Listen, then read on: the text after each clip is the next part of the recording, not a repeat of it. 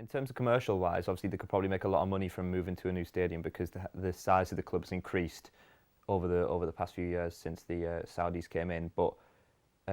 so they could make themselves a lot more of a commercial asset in that sort of way because they'll probably have a lot more foreign fans wanting to come over and experience the games, and obviously that makes it more of a tourist destination, maybe building a new stadium. But I feel like the legacy of a ground like St James's Park, and it's an old-fashioned ground, St James's Park, in the sense that it's right in the centre of the city, and I think you don't really get that a lot anymore, especially in the Premier League. So I think you would lose a lot of legacy, and you would probably lose a lot of memories from St James's Park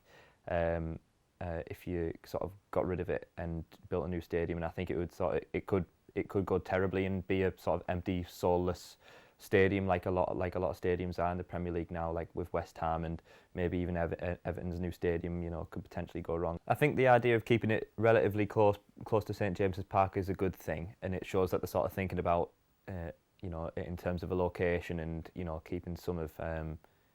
keeping the ties to the city in that sort of respect. So I think it's good that they are thinking about those kind of things. But I think like you say, St James's Park is a unique ground in the way that it looks, and I think it's a cool looking ground, to be fair. I think if it were me, I would probably just extend the Gallowgate. But then it raises the question if Newcastle keep getting bigger in the way that they are, how many extensions can you possibly put on a stadium without thinking this stadium's going to look really weird, and then and it's going to cost you X amount of money, whereas you could just change it all in one big foul swoop and build a new stadium in that kind of sense. It's becoming more commercialised and more about sort of like a fan experience, and obviously it's good to have a good match day experience and give the fans a good time when they're at the stadium regardless of the football game.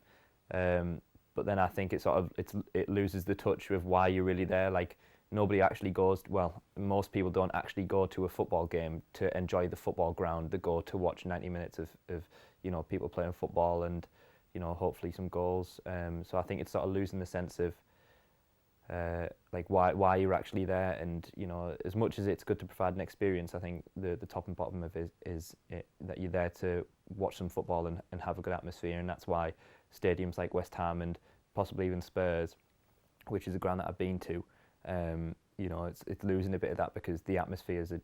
shock in there. Yeah, I've never been to Ayresome Park, but all I've ever known from like the older generations, like my dad and some older people that I sort of sit around and know who support the club, they always say to me that they wish I could have gone to Ayresome Park because it was totally different, and it was sort of obviously it was all standing, or most of it was all standing,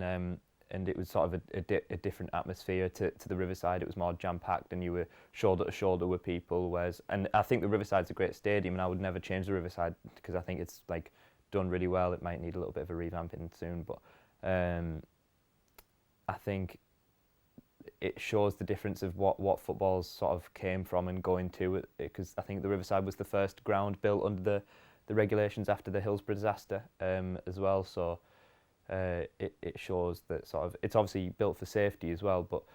all I've ever heard from sort of the older generation of Middlesbrough fans is that they wish I could have experienced the Ayresome Park because it was a totally different atmosphere and it was a great ground to be at.